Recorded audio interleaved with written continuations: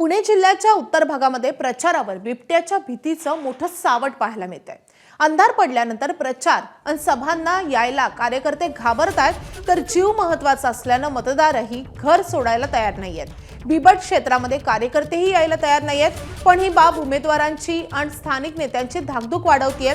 अशा प्रसंगी भर उन्हात शेतात राहणाऱ्या मतदारांपर्यंत पोहोचण्याची वेळ उमेदवारांवर आली आहे। तर अजित पवार आणि एकनाथ शिंदेंना गर्दी हवी असल्यानं दिवसा सभा घ्यावी लागली। या दिग्गज नेत्यांनाही प्रचारामध्ये बिबट मुक्त परिसर करण्यासाठी सर्वतोपरी प्रयत्न करू असं आश्वासन द्यावं लागलं। पण बिबट्या स्थलांतर करणार, नरभक्षक बिबट्या ठार करणार आणि नसबंदी करणार या आश्वासनांची प्रभावी अंमलबजावणी झालीच नाहीये आणि त्यामुळे या निवडणुकांच्या प्रचारावर बिबट्याचं मोठं सावट आहे। हे धक्कादायक वास्तव एबीपी माझानं समोर आणलंय।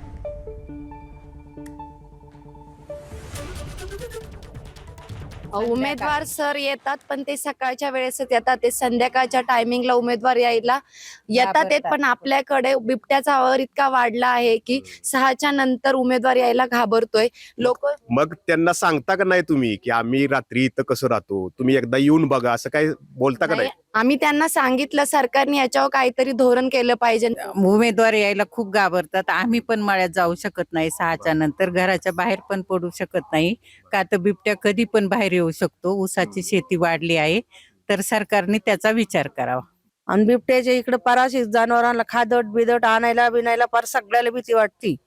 जनावर सुद्धा अशी बाहेर राहून देती नाहीत बिबटे। लहान थोर जनावर असतात, डायरेक्ट हल्ला करतात। मग उमेदवारांना सांगता का तुम्ही की बिबट्यांचा बंदोबस्त करा म्हणून? सांगतो पण कुणी काही करीतच नाही। आमचं एकच म्हणणं आहे, इथे बिबट्याचं प्रमाण तीव्र प्रमाणामध्ये आहे ना, तर त्यामध्ये जो उमेदवार आम्ही निवडून देऊ त्या उमेदवारांनी सुद्धा इथं म्हणजे जे बिबट्याची जास्त तीव्र प्रमाणात झालेले आहे ना, तर तिथे पिंजरे लावावा। त्याच्या अतिशय प्रमाण वाढलेलं आहे ते कमी करावा। अंधार चालू झाला का इथं उमेदवार यायलाच मागते नाही, ते स्वतःच्या जीवाला घाबरतात।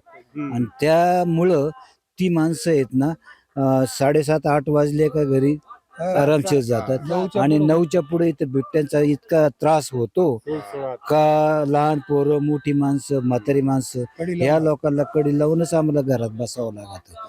तर त्यासाठी तुम्ही जो उमेदवार येईल ना निवडून, त्यांनी पहिला बिबट्याचा बंदोबस्त करावा। नाही, दिवस खरं तर कमी राहिलेत, पण इथं विरोधकांची भीती नाही वाटत, पण बिबट्याची भीती वाटते। सर्वसामान्य नागरिकही बिबट्याच्या भीतीने, कारण जे मागे काही दिवसाचे हल्ले झालेत त्यामुळे सर्वसामान्य नागरिकही 6-6:30 नंतर अंधारानंतर कोणी बाहेर दिसत नाही, त्यामुळे प्रचार ऑटोमॅटिकली आटोपता घ्यावा लागतो। दिवसा लोक बाहेर असतात आणि रात्रीचं बिबट्याच्या भीतीने लोक घरात दार बंद करून बसतात।